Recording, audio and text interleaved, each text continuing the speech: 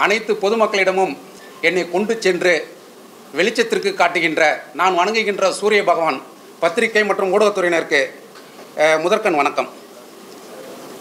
ஆனால் ஒரு சின்ன செய்தியை சொல்கிறது தான் இந்த பத்திரிகையாளர் சந்திப்பு இந்த இடத்துல நான் அமைச்சிருக்கேன். மஞ்சள் வீரன் திரைப்படத்தின் இயக்குனர் செல்லம் தம்பி டிடிஎஃப் வாசன் இந்த படத்தில் கதாநாயகன் நடிக்கிறான்றது எல்லாருக்கும் தெரியும். படம் பூஜை போட்டாச்சு. தற்சமயம் என்ன செய்தினா இந்த மஞ்சள் வீரன் திரைப்படத்திலிருந்து தம்பி டிடிஎஃப் வாசனை முழுமையாக நீக்கப்படுகிறார். அவருக்கு பதிலாக வேறு ஒருவர் கதாநாயகன் நடிக்க உள்ளார். அந்த புதிய கதாநாயகனையும் படத்தின் புதிய லுக்கையும் வருகின்ற அக்டோபர் மாதம் 15ஆம் தேதி பத்திரிகையாளர்களிடம் அறிமுகப்படுத்துகிறேன். இந்த செய்திக்காக தான் உங்கள்கிட்ட நான் சந்திச்சேனே. என்னங்க சார்? சார் சூழ்நிலை ஒத்து வரல சார். இந்த படத்துக்காக தம்பி நம்ம கூட தான் வாழணும்னு சொல்லி ஆசைப்பட்டேன். தம்பிக்கு பல வேலைகள் இருக்கிறதுனால அவர் அவருடைய வேலைகளையும் பார்த்துட்டு இந்த சினிமாவையும் பார்க்கணுனால ஒத்து வரல சார்.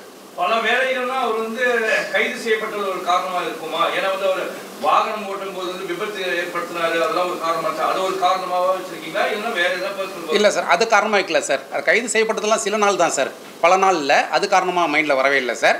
பொதுவாக நம்ம படைப்போடையே ட்ராவல் பண்ண சொல்லி ஆசைப்பட்டேன். தம்பியோட ட்ராவல் படைப்பில் இல்லை சார். அதனால் நான் மன ரீதியாக நிற்கிறேன் சார்.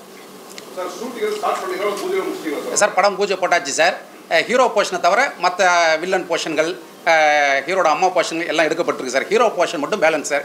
அது மட்டும் புதிய ஹீரோ செலக்ட் ஆன பிறகு அதை எடுத்து முடிச்சுன்னா படம் இமீடியட்டாக ரிலீஸ் சார்.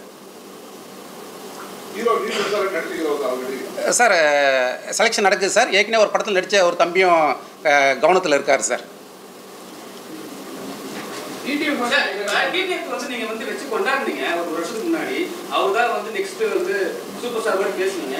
ஆனா இப்போ அவர் தூக்குன காரணம் சார் உப்பையும் அதான் சொல்கிறேன். தம்பி தான் நெக்ஸ்ட் சூப்பர் ஸ்டார். அதில் எதுவும் மாற்றிலாம் சொல்லலை.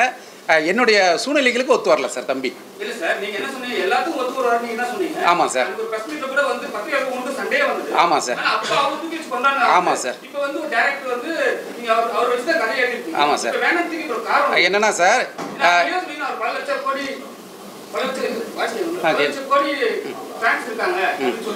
ஆமாம் சார். என்னென்னா ஊர் உலகம் தெரிய அம்மி மிதித்து அருந்ததி பார்த்து திருமணம் செய்கிற கணவன் மனைவியே சில சூழ்நிலையெல்லாம் டைவர்ஸ் வாங்கி பிரிகிறாங்க இல்லையா?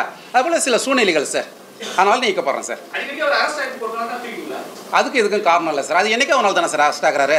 365 நாளில் 300 நாள் அவர் அரெஸ்ட் ஆகிருந்தால் பரவாயில்ல, நீங்கள் சொல்கிறது நியாயம். 365 நாள் 5 நாள் தான் அரெஸ்ட் ஆகிறாரு. 360 நாள் ஃப்ரீயாக இருக்கார் சார்.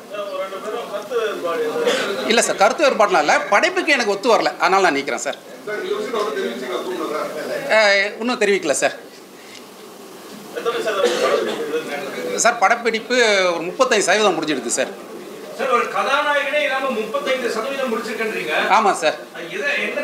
சார் நீங்கள் ஒரு படத்தோட ஒன்லைன் ஆர்டர் எடுத்து பார்த்தீங்கன்னா உங்களுக்கு தெரியும்.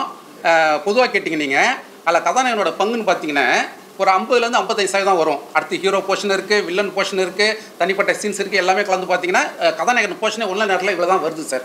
65% தான் வரும் சார். சார் அதான் 15ஆம் தேதி உங்களுக்கு படத்தோட நியூ லுக் வெளியிடுறேன். அதில் அதை ஃபுல்லாக வருது சார். நியூ லுக்கில் வராங்க சார் எல்லாருமே. ஆமாம் சார்.